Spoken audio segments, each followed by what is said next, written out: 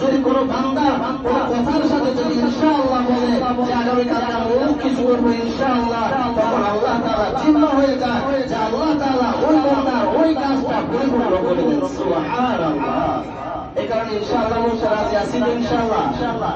আমাদের ভিতরে অনেকের দেখা যায় কোথায় কি বলবে সেটাই জানে না। ভাই স্যার ভালো আছে, ইনশাআল্লাহ ভালো আছে, কি কয় ইনশাআল্লাহ ভালো আছে। আপনারা শুনেন না মনে হয় জীবনে কেউ? আমি তো অনেক শুনছি, জিজ্ঞেস করে ভাই স্যার ভালো আছে, ভালো আছে, ইনশাআল্লাহ ভালো আছে। আর ভাই ইনশাআল্লাহ বলা হয় আগামীতে যদি কোনো কাজ করতে হয় আপনি ভালো আছেন, তখন আল্লাহ প্রশংসা করবেন, আল্লাহ শুকরিয়া আদায় করবেন, বলবেন আলহামদুলিল্লাহ ভালো আছে। কি বলবেন? তাহলে আজকে থেকে এটার কারণ হবে না তো যে ইনশাআল্লাহ ভালো আছে বলা যাবে না, বলতে হবে কি আলহামদুলিল্লাহ ভালো আছে। সবাই পারবেন তো ইনশাআল্লাহ? আল্লাহ তাআলা আমাদের সবাইকে বুঝে শুনে কোথায় কিভাবে কথা বলতে হয় ইনশাআল্লাহ প্রত্যেকটা কাজে যেটা করে আমরা ইনশাআল্লাহ বলতে পারি, এই কথা বলার, এই আমলটা করার আল্লাহ তাআলা আমাদের সবাইকে সবাই দান করুন।